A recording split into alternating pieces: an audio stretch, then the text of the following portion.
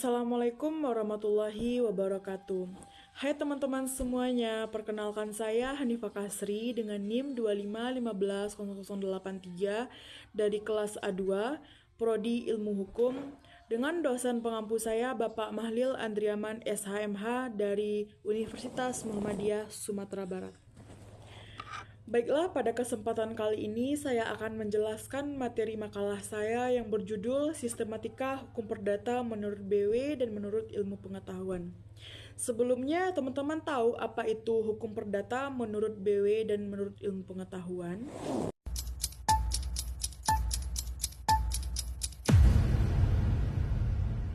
Baiklah, jika teman-teman tidak tahu, simaklah video saya ini dengan baik. Saya akan menjelaskan materi saya yang telah saya sebutkan judulnya tadi, yaitu hukum perdata menurut BW dan menurut Ilmu Pengetahuan. Sebelumnya, saya akan menjelaskan yaitu tentang hukum. Hukum itu dapat kita bedakan menjadi dua, ada hukum publik dan hukum privat.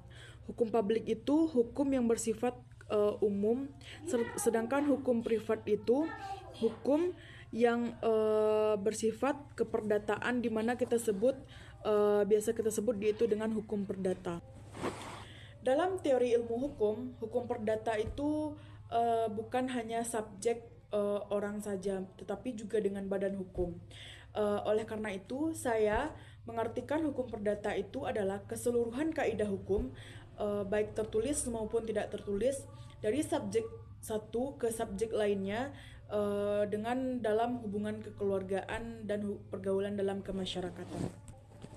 Kaidah hukum tertulis itu contohnya yaitu ada peraturan perundang-undangan, traktat, jurisprudensi di mana putusan hakim lebih didahulukan, serta kaidah yang tidak tertulis itu merupakan kebiasaan yang berkembang dalam masyarakat, di mana kita sebut itu hukum adat. Baiklah, sekarang saya akan menjelaskan hukum perdata menurut ilmu pengetahuan, di mana itu dibagi menjadi 4. Yang pertama ada hukum perorangan, yang kedua ada hukum kekeluargaan, yang ketiga ada hukum waris, yang keempat ada hukum kebendaan. Yang pertama saya akan menjelaskan yaitu tentang hukum perorangan. Hukum perorangan itu adalah mengatur hubungan manusia sebagai subjek hukum serta hal tentang kecakapan untuk memiliki hak dan bertindak sendiri.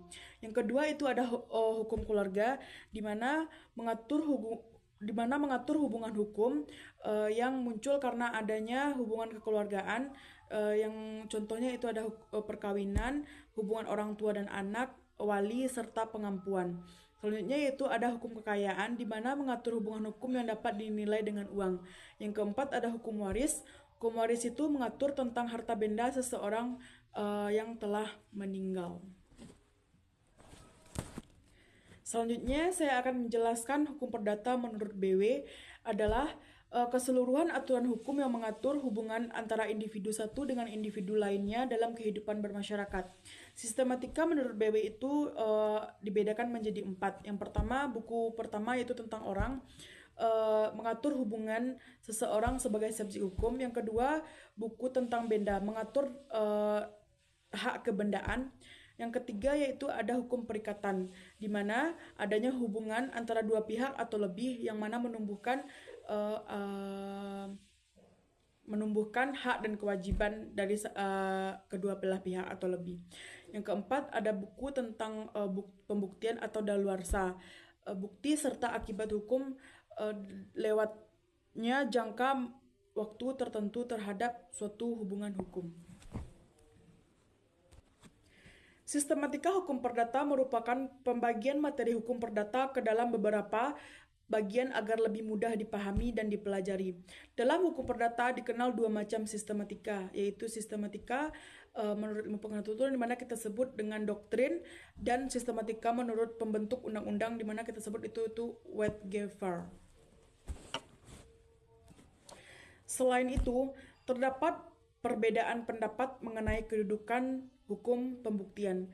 Sebagian ahli berpendapat bahwa hukum pembuktian termasuk bagian dari hukum acara perdata karena berkaitan dengan proses penyelesaian perkara di pengadilan. Akan tetapi, karena hukum pembuktian juga mengandung unsur hak dan kewajiban yang bersifat material, maka ketentuannya dimasukkan ke dalam buku 4 KUH Perdata.